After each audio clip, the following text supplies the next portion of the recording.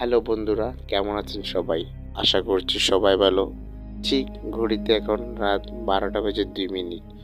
সবাই হয়তো নতুন গল্পের অপেক্ষায় আছেন, তাই আর আপনাদের অপেক্ষার সময় দীর্ঘায়িত করব না।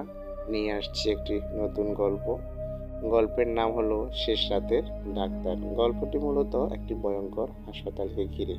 স্থান শহরের একটি পুরনো পরিত্যক্ত হাসপাতাল, যে হাসপাতালটি মোহিনী হাসপাতাল নামে পরিচিত।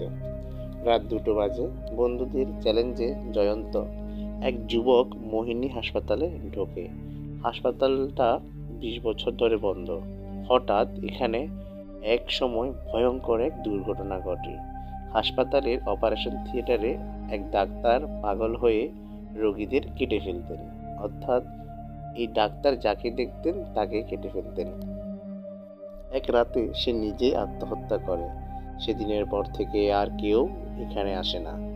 জয়ন্ত মুঠোফোনে আলো জ্বালিয়ে ভিতরে হাঁটতে হাঁটতে আসে। চারপাশে অন্ধকার, ভাঙা বিছানা, ছেঁড়া পর্দা। হঠাৎ একটা দরজা নিজে থেকেই খোলে। ভিতরে গিয়ে সে দেখে অপারেশন থিয়েটার। হঠাৎ টেবিলের উপর আলোক ছায়ার মতো একটা ডাক্তার দাঁড়িয়ে আছে। সাদা কোট, রক্তমাখা হাত, কাঁধে স্টেথোস্কোপ। ডাক্তার বলে, কাকে অপারেশন করব? জয়ন্ত চিৎকার করে দৌড়ায়, কিন্তু দরজা সব বন্ধ হয়ে যায়। একটা নার্স এসে ধীরে ধীরে কণ্ঠে বলে, আপনার সিরিয়াল তো অনেক আগেই শেষ হয়ে গেছে, দেরি করলেন কেন? তারপর জয়ন্ত দেখে তার শরীর নিচের বিছানায় শুয়ে আছে। সে বোঝে সে মারা গিয়েছে। এখন তার আত্মা হাসপাতালেরই অংশ। পরদিন খবরের কাগজে আসে, এক যুবকের মৃতদেহ পাওয়া গেছে মোহিনী হাসপাতালে। মৃতের গলায় ছিল একটি স্টেথোস্কোপ। শোনা যায়, যেই রাতে 2টার পরে সে হাসপাতালে যায়, সে আর কখনো ফিরে আসে না।